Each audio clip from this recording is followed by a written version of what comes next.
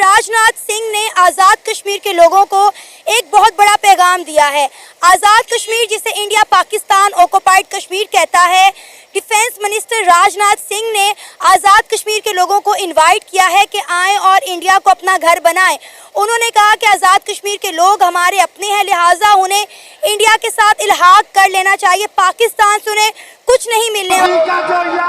गद्दार है, गद्दार है, गद्दार है, गद्दार है, गद्दार है, गद्दार है, गद्दार है, गद्दार। कमेंट में जरूर बताइएगा कि क्या आपके भी वहाँ पे असेंबली में पाकिस्तान को लेके आपके प्राइम मिनिस्टर या आपके असेंबली में जो पॉलिटिशियन है वो इस तरीके से नारे लगाते हैं कि पाकिस्तान का जो यार है वो गद्दार है, या इमरान का जो यार है वो गद्दार है, नवाज शरीफ का जो यार है वो गद्दार है? हमारे यहाँ जो पॉलिटिक्स होती है वो एस्टेब्लिशमेंट प्रो होती है।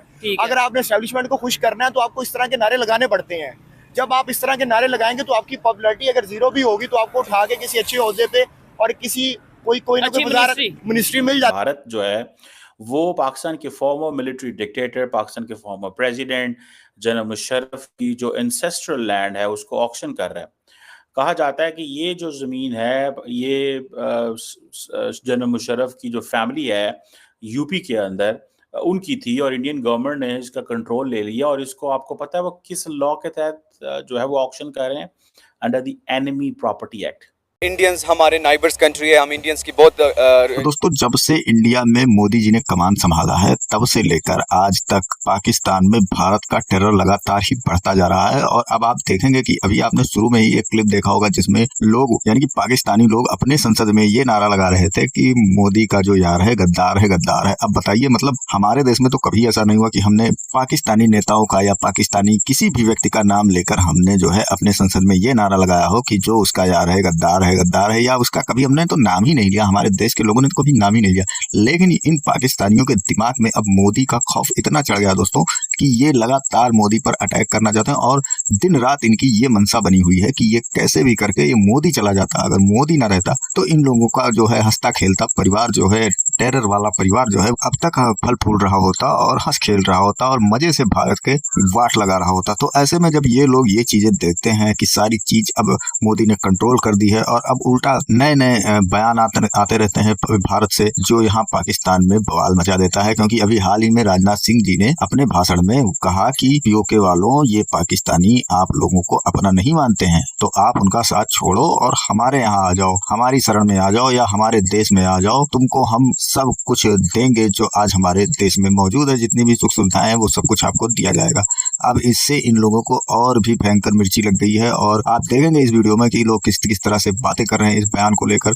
लेकिन अब मेरा सवाल ये है कि क्यों ऐसे लोगों को मिर्ची लग रही है? क्योंकि जब एक इनके यहाँ पर कोर्ट में केस चल रहा था तो इन लोगों ने पीओके को विदेशी जमीन बता दिया था और इस चीज का उन्होंने बकायदा नोटरी यानी शपथ पत्र बनाकर दाखिल किया है अपने कोर्ट में कि पीओके लैंड जो है वो विदेशी जमीन है, वो पाकिस्तान का राज्य नहीं है। तो ऐसे में तो आपने कोर्ट में साबित कर दिया कि पीओके आपका है ही नहीं और ऊपर से आप पीओके पर कब्जा जमाए बैठे हैं। पीओके को लोगों को समझा रहे हैं कि नहीं, हम आपके लैंड में हैं, आप हमारे हैं, हम आपके हैं, इस तरह से आप बात कर रहे हैं। तो कुल मिलाकर अब इससे बात तो ये निकल कर आती है कि ये सब दोगलपना वाला काम है इन लोगों का। ये यानी कि दोहरी मानसिकता रखते हैं, सामने कुछ पीठ पीछे कुछ, ये अपने फायदे के लिए कुछ भी कर सकते हैं। पीओके को बेच सकते हैं, पीओके के लोगों को बेच सकते हैं और पीओके के जो हालात हैं वो किसी से छुपे नहीं है। पीओके में इन्होंने क्या रायता फैला रखा है, क्या लोगों के साथ वहाँ पर जुल्म ज्यादती की जा रही है, वो सब जानते हैं। क्योंकि आए दिन आप देख रहे हैं खबरों में कि वहाँ पर धरना प्रदर्शन हो रहा है, उग्र प्रदर्शन होता है, कोई आम साधारण धरना प्रदर्शन या कोई अनिश्चितकालीन हड़ताल नहीं, सीधे सीधे जब वहां पर भीड़ उतरती है तो आर्मी वाले उन पर अटैक करते हैं, वो आर्मी वालों पर अटैक करते हैं और इस तरह से वहां का सिलसिला चल रहा है। और ऐसे में आप यदि भारत के इस बयान से चिढ़ रहे हैं तो आपसे बड़ा कोई मूर्ख होने वाला नहीं है। और पीओके चूंकि भारत का ही हिस्सा है ये सभी जानते हैं, जिस पर तुमने जबरदस्ती कब्जा कर रखा है ये भी सब जानते हैं। और ये हो सकता है कभी ये सब जब बयान देने के बाद कभी वहां अगर बगावत हुई और शेख हसीना जैसा हाल हुआ तुम लोगों का तो फिर पीओके को तो भारत में आना ही आना है, उसको तो तुम रोक नहीं पाओगे।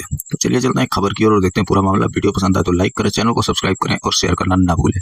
रिस्पेक्ट करते, वो हमारे रिस्पेक्ट करते हैं, ठीक है, और उनके देश में हम जाएंगे ज़रूर। लेकिन ये नहीं हो सकता कि अगर वो ये डिमांड हमारे से करे कि जनाब आप आ जाए और वो जो डिफेंस मिनिस्टर है उसको चुल्ली पर पानी में डूब के मर जाना चाहिए। क्योंकि अगर आप मेरे को सुन रहे हो, आई एम उज़ैर खान और मैं आपको चैलेंज करता हूँ कि पाकिस्तान, अगर आपने दोबारा ऐसा बोला तो हम आपको नहीं छोड़ेंगे और आपको अपनी डिफेंस की जो आपकी मिनिस्ट्री है उससे हम आपको लात मार देंगे। आपका हसीना से भी बहुत बुरा हाल होगा। जो डिफेंस मिनिस्टर हैं इंडिया के, उन्होंने भी कोई स्टेटमेंट्स दाग दी हैं और उन्होंने जो बयानात दागे हैं, उन्होंने जो कश्मीरी हैं उनको उकसा दिया है और उकसा कर ये कहा है कि देख लो तो ये तो लोग तुम्हें अपना ही नहीं समझते, तो इसलिए इंडिया में शामिल हो जाओ। शरीफ के दौर में थोड़े से ताल्लुकात बेहतर होने लगे थे, मुंबई अटैक्स हो गए, बेनजीर ने कोशिश की, उसके बाद उसके ऊपर क्या इल्जाम लगाया गया कि ये इसने सिखों के नाम दिए या ये किया या वो किया, उसके ऊपर खालिस्तान का वो बीच में लाया गया और फिर ताल्लुकात रुक गए।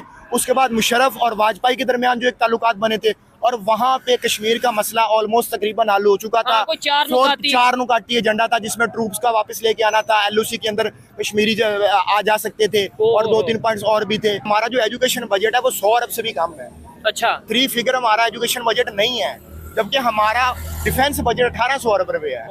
अब मुझे बताएं कि हमने 1800 अरब रुपए का डिफेंस बजट का क्या करना है। अगर हमारे इंडिया के साथ अच्छे ताल्लुकात हो जाए तो हम वो 1800 अरब जो है वो अपनी एजुकेशन पे लगाएं। 1962 में एक इंडिया जो साइनो इंडियन वॉर हुई थी उसमें भी, फिर 1965 1971 उसमें आपको पता है जंगें वगैरह हुई थी। एनी इम्पोर्टेंट चीज़ ये है कि ये जो ताशकंद डिक्लेरेशन हुआ था 1966 में, 1966 में, उसमें इंडिया और पाकिस्तान ने डिस्कस किया कि जो प्रॉपर्टीज़ हैं उसको हम रिटर्न करेंगे। लेकिन कहा जाता है कि पाकिस्तान की सरकार ने 1971 में तमाम जो ज़मीनें हैं वो बेच दी। ठीक है जी। और देन एनी हाउ ये एक ऐसी चीज़ है, लेकिन जनरल मुशर्रफ जो है उनकी ज़मीन के लिए ऑनलाइन बोलियां लग रही हैं और सुनने में आया है कि जो इसकी जो बेसिक कीमत है, उससे कई गुना ज़्यादा बोली लग रही है। हमारी पाक आर्मी अब पूरी दुनिया में 1 नंबर आर्मी है और हमारे पास अल्हम्दुलिल्लाह हर चीज़ मौजूद है और हम इंडिया से कोई डरने वाले नहीं हैं और इंडिया अब हमारे जो पावर की चीज़ें हैं ना उनसे अभी काफ़ी पीछे हैं। मसलन कैसी पावर की चीजों से इंडिया पीछे है? इंडिया का डिफेंस सिस्टम पाकिस्तान से कमजोर है, आपको लगता है? बिल्कुल कमज़ोर है। जम्मू कश्मीर में है इलेक्शंस और आपको पता है कि इलेक्शन के दौरान जो है वो हो ही जाता है ना, मतलब इलेक्शन के दरमियान आप जो मर्जी कहें। तो ओके, ये है, ये बात करने की उनको मौका दिया है पाकिस्तान के अपने एडिशनल सेक्रेटरी ने, वो साहब जिन्होंने कोर्ट में जाकर ये कहा था कि जो ये गिलगित बल्तिस्तान और कश्मीर ये फॉरेन लैंड है। ये हलफनामा जमा करवाया गया था, पावर ऑफ अटर्नी वहाँ पर ये जमा करवाया गया था, आपको याद होगा। उसकी बात वो कर रहे हैं। ये मौका, ये उनको कहने का मौका किसने दिया है? ये पाकिस्तान के लोगों ने ही दिया है। और वहाँ पे जाके आपको याद होगा कि जब वो कश्मीर में चल रहा था और अहमद फरहाद और वो सब कुछ जो एहतजाज था, उस दौरान जब वो किस्सा पहुंचा है कोर्ट के अंदर, तो कोर्ट के अंदर जाके जो अथॉरिटीज़ थी, एडिशनल सेक्रेटरी थे, उन्होंने जमा करवाया कि ये फॉरेन लैंड है, उसके अंदर ये लिख दिया। तो आपने तो खुद ही कह दिया कि फॉरेन लैंड है कश्मीर, तो उसी को तो वो कह रहे हैं कि ये तो तुम लोगों को मानते नहीं, तो आ जाओ फिर मिल जाओ आके इधर। पैन इस तरह के मौके ना दिया करें। ऐसी बहुत नाजुक सूरत हाल है, ऐसी नाजुक सूरत हाल में अगर आप इस तरह की बातें करेंगे तो तो फिर होगा, ये तो फिर होगा। लास्ट बैक टू बैक जो है ना वो इवेंट्स देखे ना, तो आपको ये देखेगा कि इंडियन गवर्नमेंट जो है ना वो स्पेशली जो है ना वो मोदी की गवर्नमेंट जो है वो बहुत ज़्यादा जगह पे जो है ना वो शिकस्त खाई है उसने। ठीक है, हम कहते हैं उनकी फॉरेन पॉलिसी बहुत अच्छी है, लेकिन रिसेंटली जिस तरह से बांग्लादेश और जिस तरह से वो शेख हसीना वाजिद को बैक कर रहे थे और वहाँ पे जो उनको डिफीट हुई है, ठीक है, और फिर मल्टीपल प्लेसेस पे इवन के अब जो है ना वो उनके इलेक्शंस देख लें, उसमें जो है ना वो मोदी की गवर्नमेंट है। ईरान के साथ वो चाबहार बना रहे हैं, ठीक है, इंडिया वाले, ठीक है, बांग्लादेश को वो इलेक्ट्रिसिटी सप्लाई कर रहे हैं, ठीक है, अफगानिस्तान के अंदर वो अपनी इन्वेस्टमेंट कर रहे हैं, सऊदी अरब ने अभी रिसेंटली उनके अंदर इन्वेस्टमेंट की है, यूए ने उनको सिविल अवार्ड दिया है, इजिप्ट ने दिया है, ठीक है। उसके बाद आप रशिया यूक्रेन की तरफ आते, रशिया के साथ भी उनके ताल्लुकात अच्छे हैं, हालांकि अमेरिका ने सेक्शंस लगाई हुई हैं, उसके बावजूद वो रशिया से तेल ले रहे हैं, ठीक है। यूक्रेन के प्राइम मिनिस्टर ने ये स्टेटमेंट दी है। पाकिस्तान के अंदर सबसे ज्यादा आसान गद्दारी का फतवा लेना और काफिर होने का फतवा लेना, ये आपको बड़ी आसानी से मिल जाता है। उसके लिए आपको 4 लफ्ज़ बोलने की जरूरत है, क्या, ठीक है। और वो ये, अगर आपने गद्दारी का फतवा लेना तो आप कह दो कि इंडियन प्राइम मिनिस्टर मोदी ने कोई फलाना अच्छा काम कर दिया, तो आप इंडियन एजेंट है और आप गद्दार हैं, ठीक है। और अगर आपने काफिर का फतवा लेना, आप सिर्फ इतना कह दे कि माइनॉरिटीज के ऊपर जुल्म मत करो। वो तो जो मर्जी कर रहे हैं ना, वो तो उनको तो कहना ही है, क्योंकि वो हमसे जो जेलस होते हैं और उनको तो जो मर्जी कहने दे। बस यही है कि हमने उनको बातों में नहीं आना, हमने अपनी इंक्वायरी हम अपनी कोशिशें भरपूर रखेंगे और कश्मीर को हम जो है ना किसी हाल में उनको नहीं देंगे और जो मर्ज़ी हो जाए कश्मीर हमारा